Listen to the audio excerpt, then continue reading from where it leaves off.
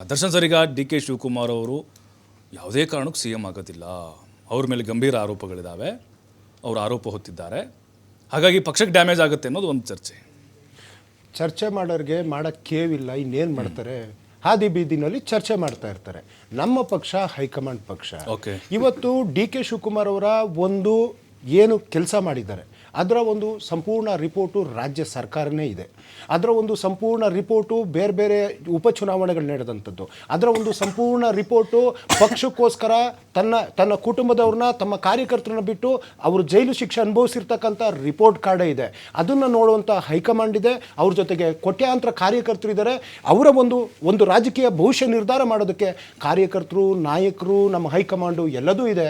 ಚರ್ಚೆಗಳು ಸಾಯ್ತವೆ, ಟೀಕೆಗಳು ಸಾಯ್ತವೆ, ಸಾಧನೆ ಉಳಿತದೆ. ನಾವು ಸಾಧನೆಗಳ ಮೇಲೆ ನಂಬಿಕೆಯನ್ನು ಇಟ್ಕೊಂಡಿದ್ದೀವಿ ಸರ್. ಅಲ್ಲ, ಡಿ ಕೆ ಶಿವಕುಮಾರ್ ಅವರು ಈಗ ಪ್ರಭಾವಿ ನಾಯಕರು, ನಾವು ಕೂಡ ಅದನ್ನ ಒಪ್ಕೊಳ್ತೀವಿ, ಸ್ಟ್ರಾಂಗ್ ಲೀಡರ್ ಕರ್ನಾಟಕದಲ್ಲಿ. ಬಟ್ ಎಲ್ಲ ಒಂದು ಕಡೆ ರಾಹುಲ್ ಗಾಂಧಿ ಅವರು ಈಗ ಅವ್ರು ನೋಡಿ ಲಾಸ್ಟ್ ಟೈಮ್ ಹೋದಾಗಲೂ ಕೂಡ ಒಂದು 2 ರಿಂದ 3 ನಿಮಿಷ ಇಷ್ಟೇ ಟೈಮ್ ಕೊಡ್ತಿದ್ದಾರೆ. ಸಿದ್ದರಾಮಯ್ಯ ನೋಡಿದ್ರೆ ಬಹಳ ಪ್ರೀತಿಯಿಂದ ಮಾತಾಡ್ತಿದ್ದಾರೆ. ಅಲ್ಲ, ಎಲ್ಲೋ ಒಂದು ಕಡೆ ಈಗ ಮಲ್ಲಿಕಾರ್ಜುನ ಖರ್ಗೆ ಅವರ ಮಾತಿನ ಮೇರೆಗೆ ರಾಹುಲ್ ಗಾಂಧಿ ಅವರು ಈ ರೀತಿ ನಡ್ಕೊಳ್ತಿದ್ದಾರೆ. ತಂದಿಗೆ ತಮಾಷೆ ನೋಡೋ ಕೆಲಸ ಚೆನ್ನಾಗಿ ಪ್ರಶ್ನೆ ಇಡ್ತೀರಾ ಸರ್ ಪ್ರಭು ಅವರೇ. ನೋಡಿ ಸರ್, ರಾಹುಲ್ ಗಾಂಧಿಯವರ ತಂದೆಯವರು, ಅಲ್ಲಿ ನಿಮ್ಮ ಹತ್ರ ಉತ್ತರ ಇಲ್ಲ ಅಂದರೆ ಹೇಳ್ಬಿಡಿ. ಒಂದು ನಿಮಿಷ. ರಾಹುಲ್ ಗಾಂಧಿಯವರ ತಂದೆಯವರು ಶ್ರೀ ರಾಜೀವ್ ಗಾಂಧಿಯವರಿಂದ ಪ್ರೇರಣೆ ಪಡೆದವರು ಮಾನ್ಯ ಶ್ರೀ ಡಿ ಕೆ ಶಿವಕುಮಾರ್ ಅವರು. ಅವರ ಒಂದು ಜಿಲ್ಲಾ ಪಂಚಾಯತ್ ಸದಸ್ಯರಾದಾಗ ಅವರ ಜೊತೆ ಕೂತು ಮಾತಾಡಿ ಒಂದು ಭವಿಷ್ಯದ ರಾಜಕೀಯದ ಬಗ್ಗೆ ಅಂದೇ ಗುರಿ ಇಟ್ಕೊಂಡವರು ಮಾನ್ಯ ಶ್ರೀ ಡಿ ಕೆ ಶಿವಕುಮಾರ್ ಅವರು. ಇವತ್ತು ರಾಹುಲ್ ಗಾಂಧಿಯವ್ರದ್ದೇ ಕಾರ್ಯಕ್ರಮ, ಉದಾಹರಣೆ ಭಾರತ್ ಜೋಡೋ, ಇಡೀ ದೇಶಾದ್ಯಂತ ಯಾವ ರೀತಿ ಅನ್ನೋದು ನಾವು ಕಣ್ಣಿಂದ ಕಾಣಲಿಲ್ಲ. ಆದರೆ ಕರ್ನಾಟಕದಲ್ಲಿ ಲಕ್ಷಾಂತರ ಜನ ಬಂದು ಆ ಮಟ್ಟಕ್ಕೆ ನಾವು ಒಂದು ಸಂಘಟನೆಯನ್ನು ಮಾಡಿದ್ವಿ. ಮತ್ತು ರಾಹುಲ್ ಗಾಂಧಿಯವರಾಗಲಿ, ಶ್ರೀಮತಿ ಪ್ರಿಯಾಂಕಾ ಗಾಂಧಿಯವರಾಗಲಿ, ಇವತ್ತು ಸೋನಿಯಾ ಗಾಂಧಿಯವ್ರನ್ನ ಮಾತೃ ಸ್ವರೂಪಿಣಿ ರೀತಿ ಮಾನ್ಯ ಶ್ರೀ ಡಿ ಕೆ ಶಿವಕುಮಾರ್ ಅವರು ನೋಡಿದರೆ ಕೂಡ ನಮ್ಮ ಪಕ್ಷದಿಂದ ಅನೇಕ ಘಟಾನುಘಟಿ ನಾಯಕರುಗಳು, ಯಾಕೆಂದರೆ ಅವ್ರು ಇವತ್ತು ಅನ್ಯ ಪಕ್ಷಕ್ಕೆ ಹೋದ ತಕ್ಷಣ ಅವರ ಘನತೆ ಗೌರವ ಕಮ್ಮಿ ಆಗೋದಿಲ್ಲ. ಉದಾಹರಣೆ ಮಮತಾ ಬ್ಯಾನರ್ಜಿಯವರಾಗಿರ್ಬೋದು, ಶರದ್ ಪವಾರ್ ಆಗಿರ್ಬೋದು. ಅಂಥ ಸಂದಿಗ್ಧ ಪರಿಸ್ಥಿತಿನಲ್ಲಿ ಸೋನಿಯಾ ಗಾಂಧಿಯವರು ಈ ಕಾಂಗ್ರೆಸ್ ಪಕ್ಷದ ಚುಕ್ಕಾಣಿ ಹಿಡಿಲೇಬೇಕು ಅಂತ ಹಠ ತೊಟ್ಟವರಲ್ಲಿ ಮಾನ್ಯ ಶ್ರೀ ಡಿ ಕೆ ಶಿವಕುಮಾರ್ ಅವರು. ಡಿ ಕೆ ಶಿವಕುಮಾರ್ ಅವರಿಗೆ ಯಾವುದೇ ರೀತಿಯಾದಂತಹ ಯಾವುದೇ ಅಡಚಣೆಗಳನ್ನ ಆಗಲಿಕ್ಕೆ ಸಾಧ್ಯ ಇಲ್ಲ. ಎಲ್ಲ ನಾಯಕರು ಅವ್ರ ಜೊತೆ ಇದ್ದಾರೆ. ಇವತ್ತು ಆ ಸ್ಥಾನದಲ್ಲಿ ಮಾನ್ಯ ಸಿದ್ದರಾಮಯ್ಯನವರು ಇದ್ದಾರೆ.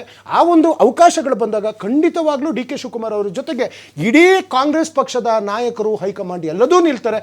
ಸದ್ಯ ಈ ಕ್ಷಣಕ್ಕೆ ಆ ಚರ್ಚೆಯ ಅವಶ್ಯಕತೆ ಇಲ್ಲ ಅನ್ನುವಂಥದ್ದು ನನ್ನ ಭಾವನೆ. ಅಂದ್ರೆ ಈಗ ಅವ್ರು ಬರ್ತಾರೆ ಮೇ 15, ಅವಾಗಾದ್ರೂ ಏನಾದರೂ ಬಂಪರ್ ಗಿಫ್ಟ್ ಕೊಡ್ಬೋದು ಅಂತ high command. Sir, D K Shivakumar ಅವರು ಹೇಳೋ ರೀತಿ ಪ್ರತಿದಿನವೂ ಅವರಿಗೆ ಬಂಪರ್ ಗಿಫ್ಟ್.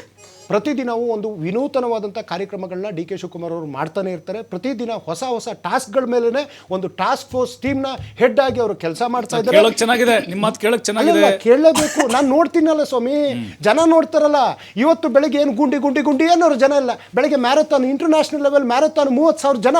ಅದೇ ರಸ್ತೆ ಚಂದವಾದ ನಮ್ಮ ಕಾಂಗ್ರೆಸ್ ಏನು ಗುಂಡಿ ಎಲ್ಲ ಮುಚ್ಚಿ ಡಾಂಬರೀಕರಣ ಮಾಡಿರೋ ರಸ್ತೆನಲ್ಲಿ ಹೋಗಿ ಇವತ್ತು ಅಂತಾರಾಷ್ಟ್ರೀಯ ಮಟ್ಟಕ್ಕೆ ಇದೇ ಬೆಂಗಳೂರಿನ ನಗರಾಭಿವೃದ್ಧಿ ಸಚಿವರು ತೋರಿಸ್ಕೊಟ್ರು.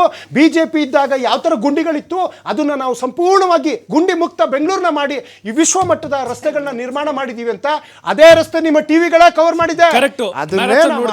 ನಮ್ದು ಸಾಧನೆ ಮಾತಾಡ್ತದೆ ಸರ್. ಈಗ ಡಿ ಕೆ ಶಿವಕುಮಾರ್ ಅವರ ಶ್ರಮವನ್ನ ಅವರ ಎಫರ್ಟ್ ಅನ್ನ ಕಾರ್ಯಕರ್ತರು, ಆಪ್ತರು ಎಲ್ಲರೂ ಗುರುತಿಸಿದ್ದಾರೆ.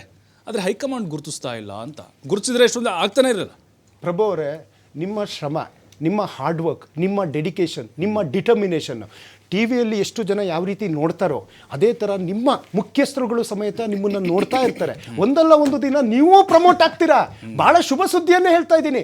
ಆದರೆ ಆ ಶುಭಗಳಿಗೆ ಯಾವತ್ತು ಬರ್ತದೆ ಅಂತ ಗೊತ್ತಿರಲ್ಲ. ಹಾಗೆ ಡಿ ಕೆ ಶಿವಕುಮಾರ್ ಅವರ ಕಾರ್ಯವೈಖರಿಯನ್ನು ಕಾರ್ಯಕರ್ತರು ನೋಡ್ತಾ ಇದ್ದಾರೆ, ನಾಯಕರು ನೋಡ್ತಾ ಇದ್ದಾರೆ. ಹಾಗೆ ಹೈಕಮಾಂಡು ನೋಡಿದೆ. ಅವರಿಗೆ ಶುಭ ಸುದ್ದಿಯನ್ನು ಕೊಡುವಂಥ ಸಂದರ್ಭ ಬಂದಾಗ ಖಂಡಿತವಾಗ್ಲೂ ಕೊಡ್ತಾರೆ ಅಂತ ಅದಮ್ಯವಾದಂಥ ನಂಬಿಕೆ ನನ್ನಲ್ಲಿದೆ ಸರ್. ಒಬ್ಬ ಕಾರ್ಯಕರ್ತ. ಓಕೆ, ನೀವು ಒಪ್ಕೊಳ್ತೀರಿ ನಮ್ಮ ನಾಯಕರು ಡಿ ಕೆ ಶಿವಕುಮಾರ್ ಅಂತ. ಬೇರೆ ನಾಯಕರು ಯಾಕೆ ಒಪ್ಕೊಳ್ತಿಲ್ಲ, ಅವ್ರನ್ನ ಯಾಕೆ ಒಪ್ಕೊಳ್ತಿಲ್ಲ ಅಂತ ಸಿದ್ದರಾಮಯ್ಯ ಒಪ್ಕೊಳ್ತಾರೆ. ಇದೇ ಜಾರಕಿಹೊಳಿ, ಎಂ ಬಿ ಪಾಟೀಲ್ ಅವರು, ಸಾಕಷ್ಟು ಜನ, ಮಹದೇವಪ್ಪನವ್ರು, ನಿಮ್ಗೆ ಎಷ್ಟು ಲಿಸ್ಟೇ ಕೊಡ್ತೀನಿ. ಮಹಾದೇವಪ್ಪ ಸಾಹೇಬ್ರನ್ನ, ಎಂ ಬಿ ಪಾಟೀಲ್ರು ಸಾಹೇಬ್ರನ್ನ, ಸತೀಶ್ ಜಾರಕಿಹೊಳಿ ಸಾಹೇಬ್ರನ್ನ, ಪರಮೇಶ್ವರ್ ಸಾಹೇಬ್ರನ್ನ ಸೇರಿದಂತೆ ಸಿದ್ದರಾಮಯ್ಯ ಸಾಹೇಬ್ರನ್ನ ಬಹಳ ಪ್ರೀತಿಯಿಂದ ಡಿ ಕೆ ಶಿವಕುಮಾರ್ ಅವ್ರು ಕಾಣ್ತಾರೆ. ನಾ ಇಷ್ಟು ಜನ ನಾಯಕರು ಹೇಳಿದ್ನಲ್ಲ, ಅವರೂ ಅಷ್ಟೇ ಡಿ ಕೆ ಶಿವಕುಮಾರ್ ಅವ್ರನ್ನ ಅಷ್ಟೇ ಪ್ರೀತಿಯಿಂದ ಕಾಣ್ತಾರೆ. ಇಲ್ಲಿ ಯಾವುದೇ ರೀತಿಯಾದಂಥ ಏನೋ ಒಂದು ದೊಡ್ಡ ಮಡಿಕೆನಲ್ಲಿ ಹಾಲಿರುತ್ತೆ, ಒಂದನೇ ಹುಳಿ ಹಿಂಡಿದ ತಕ್ಷಣ ಅದೇನೋ ಇದಾಗುತ್ತೆ ಅಂತಾರಲ್ಲ, ಆ ಥರ ಅಲ್ಲ ಸರ್. ನಮ್ದು ಒಂದು ಸುಂದರವಾದಂತಹ ಕುಟುಂಬ. ಇಲ್ಲಿ ಯಾರು ಯಾವುದೇ ರೀತಿ ಚರ್ಚೆಗಳನ್ನ ಮಾಡ್ತಾ ಹೋದ್ರೆ ಅದರಿಂದ ಏನು ಲಾಭ ಇಲ್ಲ. ಅವತ್ತಿನ ಕಾಲದಲ್ಲಿ ಏನೋ JH ಪಾಟೀಲ್ರು ಏನೋ ಒಂದು ಹೇಳಿದ್ರಂತೆ, ಏನೋ ತೋಳದ ಕಥೆನ ವಿಧಾನಸೌಧದಲ್ಲಿ. ಈ ರೀತಿ ಅಪಪ್ರಚಾರ ಮಾಡಿಕೊಂಡು ಏನೇನು ವಿರೋಧ ಪಕ್ಷದವರು ಹೋಗ್ತಾ ಇದ್ದಾರೆ. ನೀವು ಎಷ್ಟು ಮಾಡಿದಷ್ಟು ನಮ್ಮ ಸಂಬಂಧಗಳು ಅಷ್ಟು ಸದೃಢವಾಗ್ತಿದೆ, ಅಷ್ಟು ಮಜಬೂತ್ ಆಗ್ತಾ ಇದೆ ಅಂತ ನಾನು ಇಲ್ಲಿ ಹೇಳಲಿಕ್ಕೆ ಬಯಸ್ತೀನಿ ಸರ್.